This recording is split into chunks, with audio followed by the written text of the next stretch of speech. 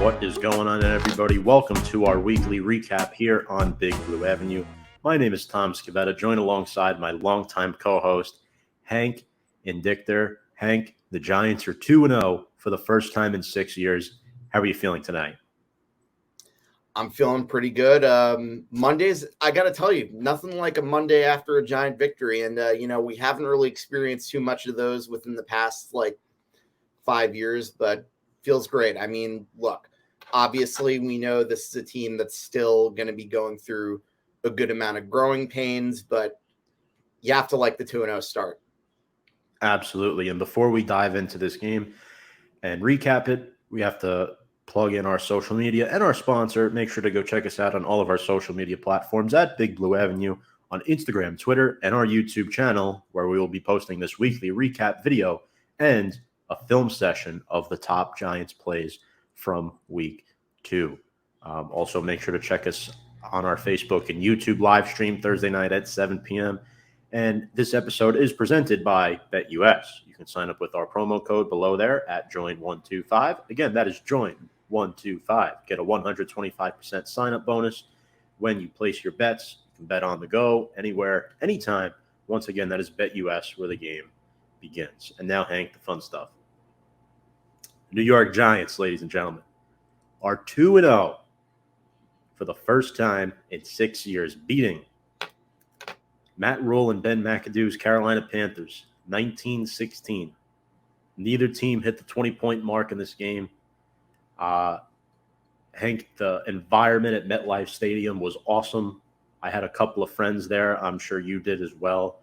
And I was just so happy that Brian Daboll and Joe Schoen were able to lead this team, put a roster together, construct it well enough with a coaching staff that works in lockstep to formulate a 2-0 start this season against, two somewhat winnable games. I think we all thought Tennessee would be a loss, but I think we both thought they'd be competitive in that game.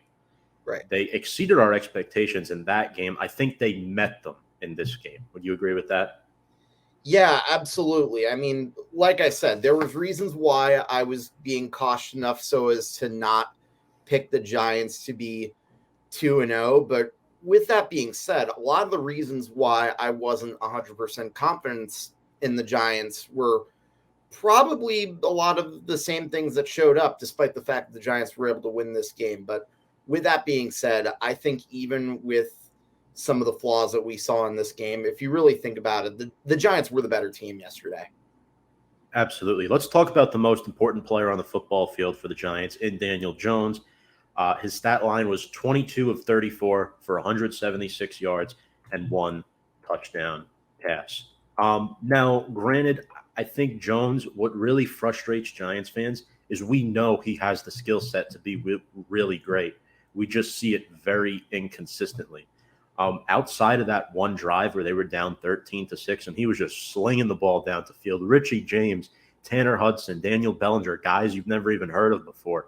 That goes to show you that he can potentially be this organization's franchise quarterback. But there were several misreads and mistakes in the game that he made. Granted, Saquon Barkley struggled in the first half, which I think limited Jones a little bit. Plus, he was getting pressure from all different directions. The kid was hit 9 times, knocked down 9 times in this game. But, Hank, one thing I will say about Daniel Jones that goes unnoticed, right? You look at the last 2 weeks, and while the play has been similar to recent years and hasn't absolutely been stellar, he's made winning plays at the end of games. He came back that drive against the Titans, not only to score the touchdown, but the go-ahead and eventual game-winning 2-point conversion. And how about driving the team down the field to set up the game-winning field goal and using his legs and sliding smartly to get that game-clinching first down?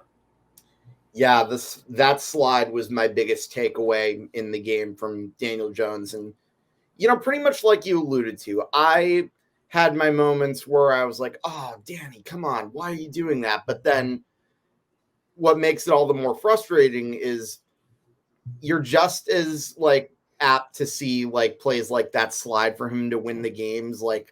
I definitely think he has his moments where he can be a smart quarterback. But, yeah, I wish we could see it more often, and that touchdown drive, that was absolutely beautiful, man. It was, and I think we predicted this on Big Blue Avenue that Barkley wouldn't run anywhere near 164 yards again this week. He ran for 72. I think this is about the range I expected him to run in, only because we knew Carolina was going to run a lot of 8+ man boxes, and we knew they watched the film from last week that Tennessee failed to capitalize on. But I still thought Saquon had a good game. He had some really good runs in the second half. And Hank, the unsung hero of this game for me, I mean, just thinking about it, every single play, you never hear his name, is Andrew Thomas, big left tackle, number 78, leads the NFL through 2 weeks in PFF grades amongst all offensive linemen. An 89.1 PFF grade, 75.4 in run blocking, 82.3 in pass blocking on 61 pass blocking snaps. No sacks, no QB hits, just one hurry, and that equates for a 1.6 pressure rate. Andrew Thomas, well-deserved captain in 2022. I'm so excited. The Giants finally have the left tackle of their future. Credit Jason Garrett here, not Dave Gettleman.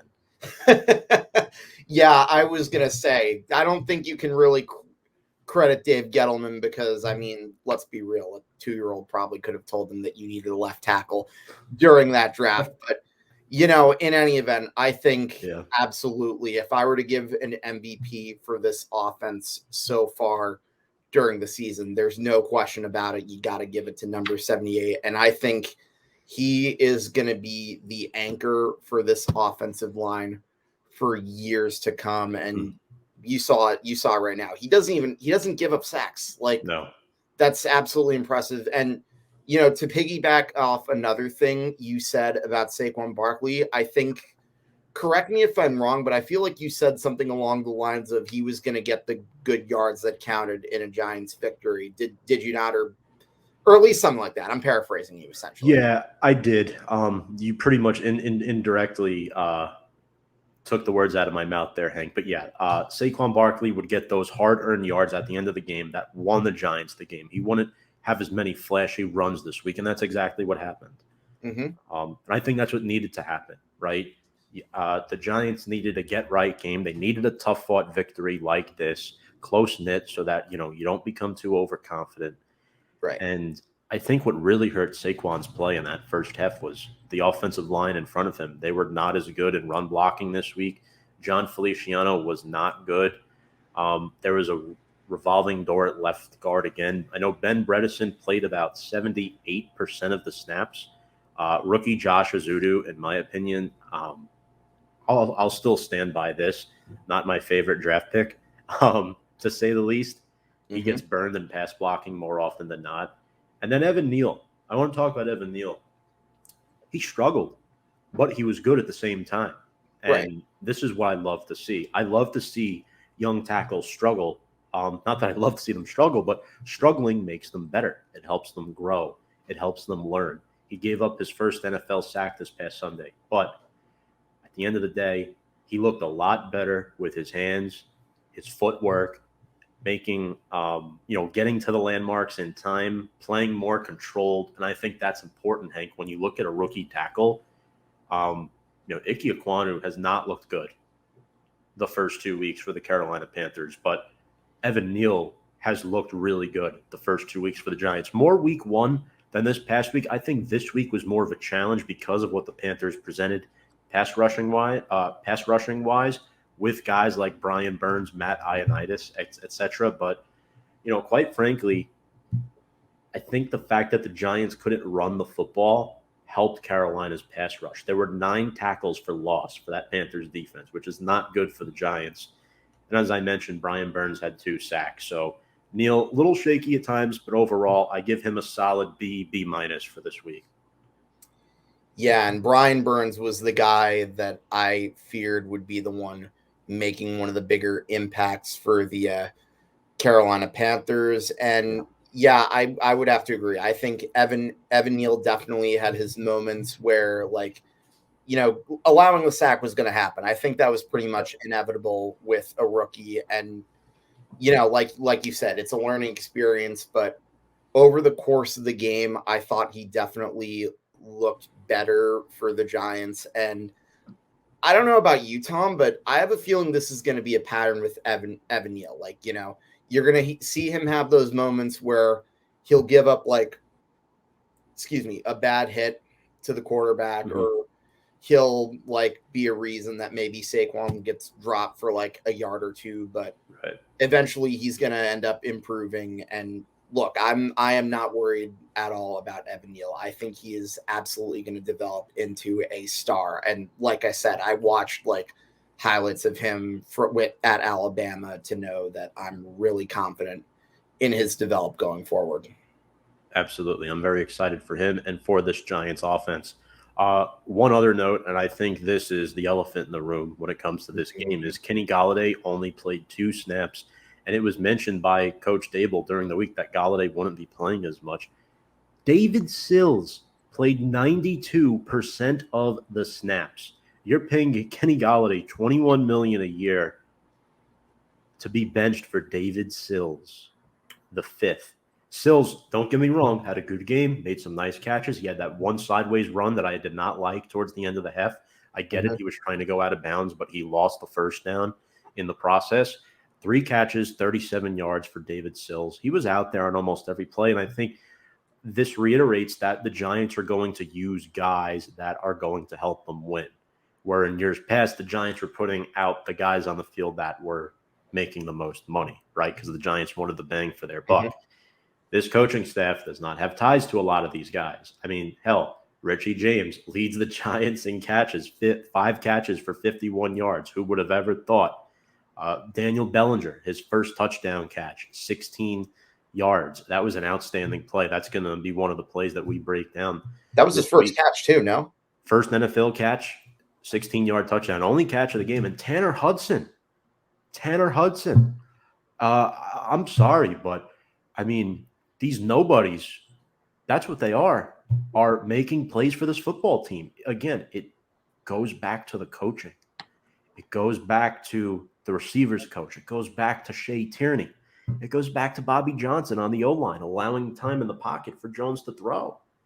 And David Sills has been with Daniel Jones since 2019. So it sucks that this is happening, that this opportunity is occurring at the expense of Kenny Golladay. But I think it's about time that David Sills gets on that football field and shows his chemistry with Daniel Jones. And he did demonstrate it from time to time on Sunday.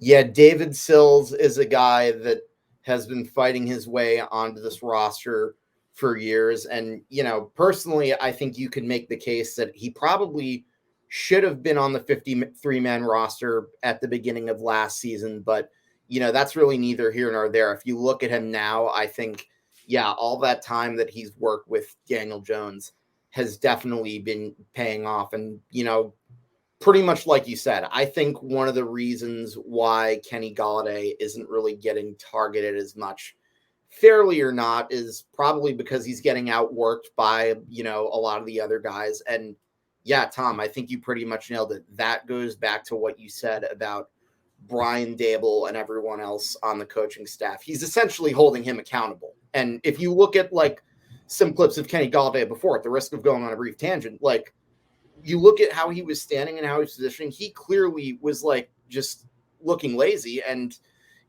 I think that might have been sort of a punishment that the Giants coaching staff had on him. And for him to have two targets, I think that goes to show you that Dable and Shane both know the blood with Kenny Golladay is obviously not on their hands. Glares at previous retired GM. So yeah, definitely. I think you're going to see, it seems like you're going to see more and more new names get opportunities over the course of this game. And again, I think you and I can't really stress it enough. What a difference a better coaching staff makes. Yeah. The assistants in particular have been outstanding. And Sterling Shepard being back healthy is great as well, by the way. But what really won the Giants this football game? We're going to call it Wink's Funhouse. Wink Martindale held that Carolina Panthers offense to 16 points. This is the same offense the prior week that scored 24 against the Browns, I believe. And The Giants were without Leonard Williams, their defensive captain, for majority of this game. He left with a knee injury. The defense looked fine after he left, but obviously they need Big Cat. He anchors that D line. It looks like his injury is minor. As of right now, we don't know the official wording yet. But again, Wink is getting the most out of guys like O'Shane Ximines, who haven't been a factor since 2019. Dane Belton, hell, was in there on that 3 safety set. Remember, we alluded to we might see some 3 safety sets, especially with Aaron Robinson out of the football game. Cordell Flott got his first start, did not look too impressive. They replaced him with Fabian Moreau, and not one single Panther had more than 3 catches. It was a blitzkrieg. The blitz frequency rate on this team is absolutely insane. There was at one point where they threw it. Baker throws it off to the fullback, Giovanni Ricci, immediately, and they get the first down. Julian Love was awfully late, which, by the way, did you see the formation they ran on defense? Julian Love played next to Tay Crowder as the second linebacker on Sunday. That's how thin the Giants are at this position, So, but I'll tell you something. Wink's Funhouse, it's not so fun for opposing QBs.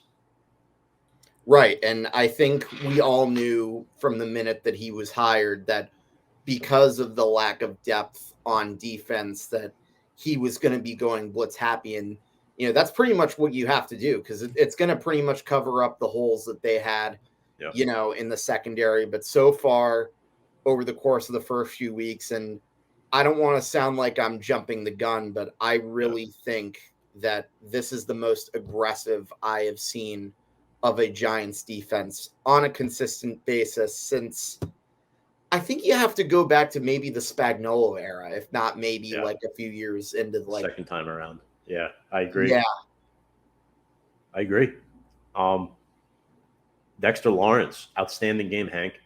4 pressures, 1 QB hit, and 3 hurries. Did you see that play he made on McCaffrey stopped him from getting the first down? Yes, that I think was probably one of the big plays of the game. Probably the play if you really think about it. That dude's almost 340 pounds running after that guy. You want to talk about getting the most out of your football team. O'Shane Ximines had his first sack since 2019.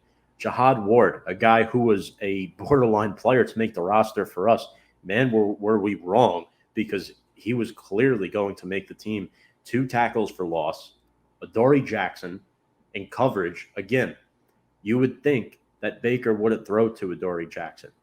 They only threw to him 4 times in 27 of Jackson's pass coverage snaps. Jackson gave up no catches. No catches. Incredible performance. Incredible performance.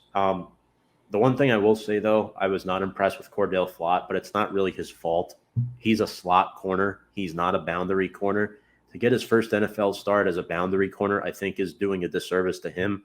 But the Giants were put into this position because of Dave Gettleman. They had to cut James Bradbury in the offseason. They couldn't keep him around. And now you're looking at guys like Cordell Flott and Fabian Moreau out there. Remember, Flott gave up that touchdown to DJ Moore on that play-action bootleg by Mayfield that gave the Panthers the lead, But again, 2 more players I want to point out. Talk about getting the most out of your players. Julian Love, a sack, 2 tackles in the backfield, a QB hit with 8 tackles, and Dane Belton, his first NFL play on special teams, fumble recovery. Shout out Carter Coughlin for stripping that free. And then 5 tackles in his own right. I thought Belton was pretty good too. I think he's going to be a fine fit. And I just want to say thank you, Wink Martindale. The third down defense is outstanding. I love it. The Giants are the number 1 third down defense in the NFL, ladies and gentlemen. The opposition through. Maybe I won't have to use my emphasis on my favorite key to the game. Hey, look, I still think it's a key. It is. It's concerning because, obviously the Giants haven't played the best of offenses the first 2 weeks of the season. But nevertheless, 21.7% conversion rate for opponents through 2 weeks on third down. The Panthers were 2 for 12. They held Mayfield to just 145 yards through the air. The only really downside for this defense, outside of the lack of depth in the secondary, I thought, Hank, was McCaffrey running for 102 yards on just 15 carries. But remember, folks, 49 of those came on one play. 4 of those yards. So if you take that rush away, you're looking at 14 carries for 63 yards, which is still good, but it's not insane, you know? Right. And if you At had least told that's me how I that feel about McCaffrey it. would have had like maybe barely over 100 yards, I probably would have told you sign me up anyway. So I don't really look at that as like look at that too much into the negative aspect. And I was surprised McCaffrey wasn't too much of a factor in the passing game either. I thought they would have utilized him more. Again, shout out Wink Martindale for the pressure that he brought. You know, I again, the defense, as good as the special teams was, Hank, the defense really won this game for us. They really did. Absolutely. But is there anything else you want to add on Wink's Funhouse? Yeah, no, I think it's been an impressive job, all things considered. And, like I said, I'm not going to go out there, bang my pom poms, and declare the Giants as Super Bowl champions after 2 weeks because, look, you and I broke it down. The Giants have a lot of flaws on this roster. Oh, but yeah. I think the fact that they're winning these games early is very important because it shows you that, they're really trying to establish a winning culture. And Brian Dable and the rest of the coaching staff are teaching a lot of the young players who are going to be here for years to come what it means to be a good, fundamentally sound organization, which is something that we have not seen in a very long time. And by the way, besides the defense, it's amazing. We talked about how great it was, but we didn't even get to one of the bigger point scorers in this game, and that's Graham Gayes. I mean, 4 for 4 on field goals. Yep. Had that one extra point, and those last 2 field goals from 50 plus yards out. Yep. Absolute money. This guy is absolutely Mr. Automatic. And look, I'm going to go off on this little tangent personally. If it wasn't for the fact that Justin Tucker was available, I probably would have taken that guy on my fantasy squad. Look, man, I mean, Gano hit 56-yarder yesterday? So he's absolutely outstanding. Again, he doesn't miss. It was seamless, too. It was very seamless. And remember, they have a new holder this year. They have a new punter in Jamie Gillen, which, by the way, I don't know if you saw, our old punter, Riley Dixon, got lit up yesterday on that one punt. I kind of feel bad for him, but he's good enough that the Rams picked him up. I don't like our punter that much, to be honest with you. I know he has a cool nickname and he's a lefty. I mean, I think he's young and he has time to improve, but the hang time on these punts is just a little too sideways for me. I'm not in love with Jamie Gillen. I would have preferred to have kept Riley Dixon. I think fans overreacted a little bit when they looked at the stat sheet on him this past season. But nevertheless, we have Jamie Gillen now. What's done is done. And, we just want to see a little bit of improvement. That's all at the end of the day. And I think when you talk about a young team, there's going to be a lot of mistakes. Now, once again, the Giants did commit 8 penalties in this game. But you know what the difference was this week, Hank? What? 0 turnovers. None. For a young football team, inexperienced roster, and the Giants don't have a lot of depth. In fact, they just made a free agent signing like minutes before we went live here, bringing back linebacker Jaylon Smith, who was on the team last year. He had 12 tackles in 4 games last year towards the end of the season, and I think this is a much-needed addition. Again, this is pretty much, I guess you could say, Blake Martinez's replacement. I think he's going to get the reps that he would have gotten because last week it seemed like Love got those reps. It just didn't feel right not seeing Blake out there. And I think Blake definitely would have been a factor. But again, Wink's defense doesn't pay linebackers an insane amount of money, right? The money goes to the secondary and the edge rushers. That's where the money goes to, in particular the secondary. But at the end of the day, Hank, Jaylon Smith is back. I'm excited. Former Cowboy, by the way. So now it's a little revenge game for him. So that'll be interesting coming up on Monday Night Football. But once again, folks, the Giants beat the Carolina Panthers 19-16 in week 2 of the NFL season. Very excited about this, folks. Hank, any final thoughts? Hey, let's keep this train rolling. I mean, I don't want to get too greedy, but I mean, hey, 3-0, I don't think it's necessarily out of the question. One game at a time.